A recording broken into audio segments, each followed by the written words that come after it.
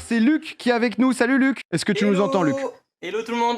C'est peut-être une tête qui vous est familière puisqu'il est déjà passé sur le stream de Ponce. C'est Ponce qui nous avait encouragé justement à faire passer Luc. Alors du coup, toi, t'es passionné par les animaux exotiques. T'en possèdes une 50aine chez toi et tu vas nous parler de ça. Est-ce que t'es soigneur? Comment on pourrait te qualifier? Passionné, tout simplement. Ok. D'accord, écoute, très bien. Du coup, toi, t'as plein d'animaux. Qu'est-ce qui déjà t'a donné cette passion? Parce que c'est vrai que c'est pas un truc hyper commun. Moi, j'étais plus passion foot. Toi, tu t'es dit, je veux du lézard, je veux du serpent, etc. En fait, j'ai commencé à 8 ans à être passionné par le domaine de la bio-animale, étant donné que je faisais alors, c'est un truc tout con, mais de la pêche à la mouche où le but c'est de reproduire les insectes de la nature artificiellement pour aller pêcher. Ok, d'accord. Et t'as commencé, donc toi, tu t'es fait un petit labo dans ta chambre où t'envoyais de la mouche. Ouais, je faisais des petits montages de mouches pour ceux qui connaissent pas, quoi. Et en fait, j'ai fait de la compétition, tout ça. Et pour donner à tout le monde l'info, ensuite j'ai commencé mes études. Donc à 14 ans, je suis sorti du collège. Et en fait, fallait trouver la suite des aventures. Donc j'ai été dans un magasin de pêche avec des animaux en tout genre. Et en fait, je suis allé là-bas de base pour la pêche. Et en fait, j'ai kiffé le reste. Et du coup, voilà, aujourd'hui, je me retrouve avec plus d'animaux que de pêche, du coup. Mais bon, voilà. T'as développé ça parce que t'as aussi justement une chaîne YouTube où t'as 70 000 abonnés où tu partages justement ta passion, tes animaux. Comment ça se passe? Comment ça a été les premiers animaux? Est-ce que c'est des animaux qui sont en danger, que t'as récupérés? Tu vois, comment ça s'est passé? Alors, alors c'est le truc qui peut être un peu compliqué à comprendre, mais il y a plein de lois. Il y a des lois françaises, européennes, mondiales. Et en fait, à chaque fois, il faut faire gaffe à tout ça dans tout ce qu'on fait. Donc, il faut plein d'autorisations, tout ça. Et du coup, les premiers animaux que j'ai eus, c'est des animaux un peu comme tout le monde. Hein. J'ai commencé avec chien, chat, lapin, tout ça. Et après, petit à petit, les premiers reptiles pour le plaisir. Tranquillement, voilà. Et du coup, voilà, après, petit à petit, je connais certains vétérinaires. Et petit à petit, j'ai des animaux chez moi que j'ai sauvés. Je pourrais peut-être en montrer après. Grave. Et après, j'ai aussi des animaux qui sont aujourd'hui en voie d'extinction petit à petit. Alors, quand on dit en voie d'extinction, ça veut tout dire et rien dire, mais on peut dire que le quota de cette espèce ou des espèces-là diminue fortement au fil du temps. Et du coup, voilà, je me bats aujourd'hui pour pas forcément les réintroduire parce que ça passe par des parcs zoologiques et j'ai pas encore cette capacité-là. Mais je fais ce que je peux de mon côté avec des animaux qui sont pas forcément faciles à élever. Il y a plein d'installations à avoir, tout ça, pour maintenir au moins l'espèce. Même si je suis pas là, je pense qu'il y arriverait quand même, mais on va dire que je apporte ma petite pierre à l'édifice, quoi. Grave. Qu'est-ce que tu as justement comme animaux? Tu nous parlais de potentiellement nous en présenter, etc. Qu'est-ce que tu peux nous montrer sans les déranger non plus, hein, s'ils sont tranquilles en petite sieste ou en petite pause? Dans tous les cas, il faudrait passer le bien de l'animal avant tout. Mais par exemple, je peux montrer les Nephrurus. Donc je peux aller en montrer un. Après, je sais pas si tout le monde est chaud, mais on peut. Grave. Honnêtement, c'est l'idée. C'est tellement atypique, etc. J'avais vu un petit bout du live avec Ponce où je te voyais montrer des animaux. J'avais trouvé ça, ça fantastique, quoi. J'en avais vu plein et ce qui m'étonnait le plus, c'était comment tu fais pour avoir autant de types d'animaux différents, et aussi je t'avais demandé, est-ce que c'est légal? C'est-à-dire à quel moment tu as le droit d'avoir des animaux en voie d'extinction chez toi? Tu vois, sous quel droit, tu vois? Comment ça fonctionne, ça? En fait, t'as, comme dit, différents règlements. T'as la Convention de Washington qui monopolise une grosse partie du monde. Et après, t'as la Convention européenne et française. Et après, faut passer des diplômes. Donc, j'ai fait des études en tant que conseiller vendeur dans le domaine animalier. Donc, j'ai eu ce qu'on appelle des certificats de capacité. Et ça te permet à ce moment-là de prouver auprès de la loi que tu connais l'animal. Mais une fois que tu connais l'animal, faut prouver que tu as de quoi le maintenir chez toi, donc il te faut encore des autorisations là. Moi, j'ai pas encore tout, parce que j'ai tout pour le moment, mais effectivement, comme je t'en avais déjà parlé pour Ponce, pour ceux qui étaient là, effectivement, je suis en train de faire ma maison et la moitié de ma maison, ça va être réservé à des animaux encore plus en danger. Et là, ça fait 3 ans que je travaille sur un dossier pour avoir des animaux très très protégés, quoi. Ok, d'accord, ouais, j'imagine que c'est vrai c'est particulier quand même. Moi j'étais passé vraiment 2 minutes et je te voyais avec des animaux, je me disais mais attends, il a le droit là d'avoir 3 serpents, genre du reptile, tout est déclaré, tout. C'est-à-dire que dès que t'as un animal, dès qu'il y a une naissance, dès qu'il y a quelque chose, tu dois le déclarer et ça rentre dans les chiffres, tu vois, de ces nouveaux animaux quoi qui sont là. Je crois qu'il est parti en déterre pour aller chercher Ponce là. J'ai pas Ponce tout de suite. Non, là on parlait des Nephrurus. Oui, c'est vrai. Eux viennent d'Australie. Ok. Et du coup, avec les feux et tout qui s'est déroulé en Australie, enfin, c'était assez compliqué. Donc là, il y a de fortes chances, c'est un animal qui a pris encore plus cher. Beaucoup ont disparu. Ouais. Et pour info, tout ce que vous voyez derrière, c'est tout ce qui est nurserie et tout. C'est comme quand nous, on va dans un berceau et tout. Ah, tu les couves et tout. En fait, ils vont... Trop chaud. Et là, j'ai des jeux en incubation juste à côté de moi où tu vois l'œuf. Et en live, du coup, c'est ce qui s'est déroulé avec Ponge, du coup, où l'œuf a éclos. Et je pense que c'est le premier lézard au monde à être né sur Twitch, quoi. C'est incroyable. Oh là là. Et il est là en même temps, quoi. C'est un peu mon neveu, quoi. C'est comme ça, c'est la famille. Tu me diras d'ailleurs pour le cadeau d'Anif que je te fasse le virement. T'es le pain. Alors là, du coup, c'est des. Je vais vous le montrer, du coup. Ouais, ça, c'est un Néphurus, ça, c'est ça? Néfrus? Ouais, c'est un. Hop là. Il y a un petit PHR qui. Néphurus, alors je vais descendre. Oh, il est tout petit. C'est un petit. Ça, c'est un petit. C'est quoi? C'est la famille lézard, ça? Ouais, c'est un lézard, ouais. Je suis spécialiste aussi. Hein. Ah, c'est un crocodile, non? Il est hyper mignon. Le gars, il est trop beau. Ah ouais. Trop humide, hyper intéressant. Dans le PC. Alors comment justement, parce que c'est un peu en lien avec ce que Marie demandait, genre le quotidien pour les nourrir, en prendre soin et tout, comment tu fais, parce que là il a sa petite boîte du coup. En fait, chaque animal déjà a un nom. J'ai pas envie que ce soit des numéros ou autre. Avant tout, c'est le côté hyper positif et tout qu'il faut voir derrière. Et du coup, tous les 2 jours ils mangent, quasiment tous du coup, sauf les serpents et tout où ça mange beaucoup moins. Mais tous les 2 jours, ils mangent, et après, tous les jours, faut aller voir s'ils vont bien, machin. Et voilà, donc ça prend à peu près 1h30 à 2 heures en général tous les 2 jours. Et après, je suis bien accompagné parce que ma copine travaille dans le domaine animalier et a fait les mêmes études que moi, d'un niveau encore supérieur d'ailleurs. Okay. Donc on est 2, quoi. Ok, trop bien, parce que question tout con, mais tu veux partir en vacances, j'imagine que... Enfin, tu peux garder, s'il te plaît, mais... T'inquiète, il y a un petit doc, hein, tu regardes, il y a tout marqué, comment tu fais, ouais, tu peux pas, non? En quoi? En va quoi?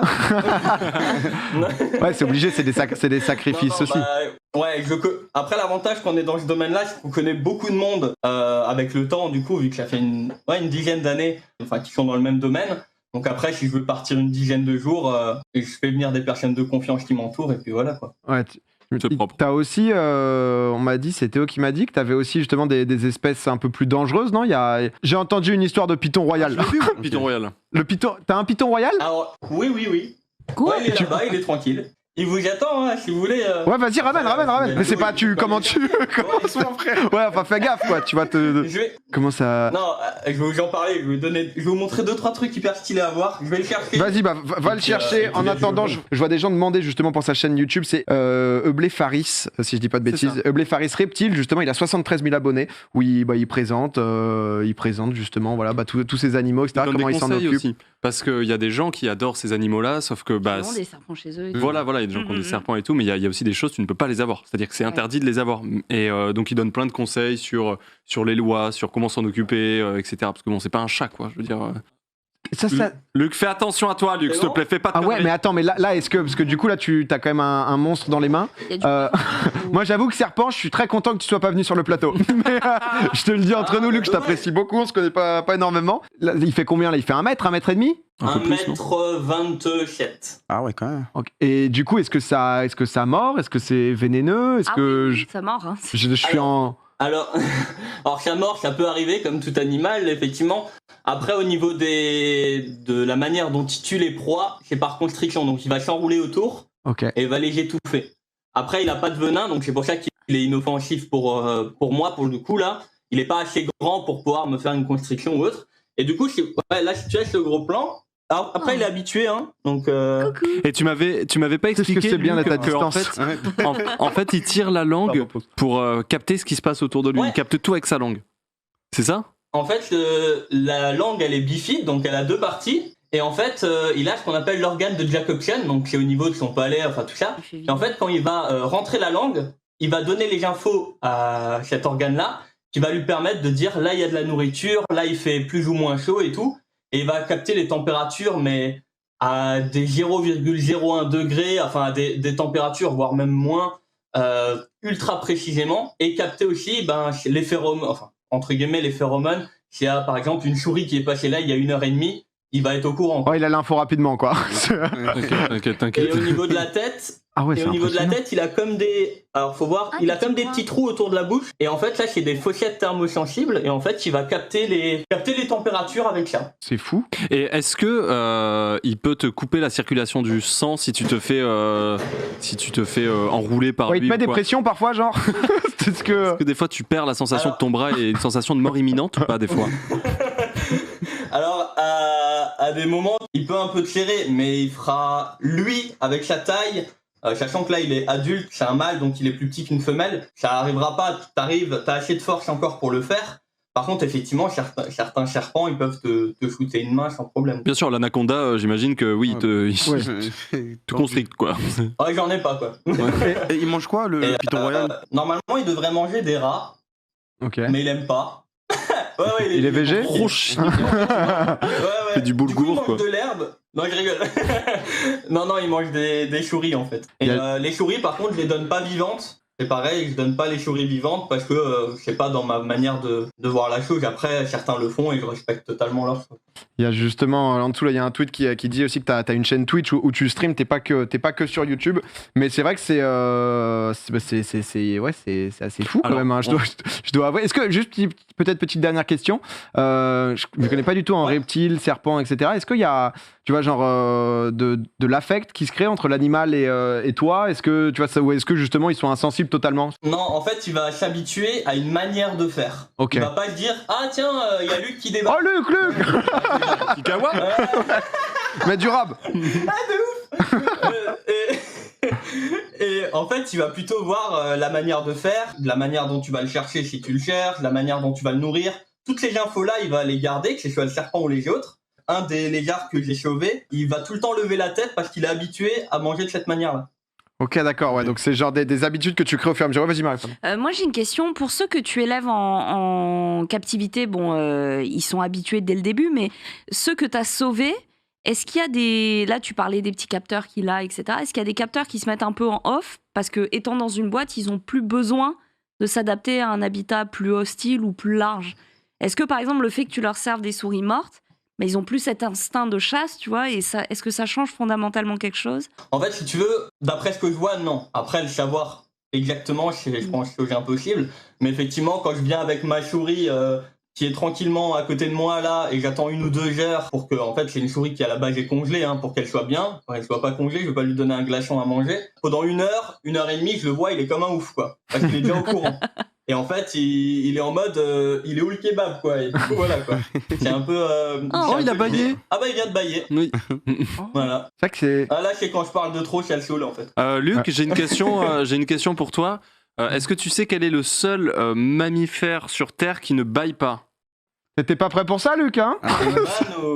De quoi? C'est une vanne ou... Non, c'est vrai. Il y en a... Non, franchement, Il est marin? le seul animal sur Terre... Qui ne bâille pas. Non, je sais pas. C'est la girafe. Voilà. 18 sur 20, Luc. Non, bah écoute... Je sais pas ouf, la dernière question, j'ai pas géré. Non, mais t'inquiète, Luc, honnêtement, les gens dans le chat t'ont adoré. Et ça se voit que t'es hyper gentil, que t'es passionné, que t'as envie de protéger, de chouchouter tes animaux. Et honnêtement, ça fait plaisir. Donc, merci beaucoup de nous les avoir présentés. Ton petit cocon aussi. N'hésitez pas, donc, du coup, encore une fois, Eublefaris sur YouTube ou Eublefaris TV sur Twitch pour aller suivre Luc. On te souhaite une très belle soirée, Luc. Merci à tous et petite parenthèse, merci à tout le monde, que ce soit de l'équipe, ça a été top, et aussi à tout le chat, et parce que chaque personne est importante et c'est vraiment quelque chose qui me tient à cœur de le dire. Merci à Pong, j'en profite de ce moment-là, et je vous souhaite à tous une bonne fin de live. Trop gentil, merci beaucoup Luc, bonne soirée, ciao. À bientôt. Oh là là, Luc. Allez, bisous, ciao. Ciao, salut. Ciao. Python en main.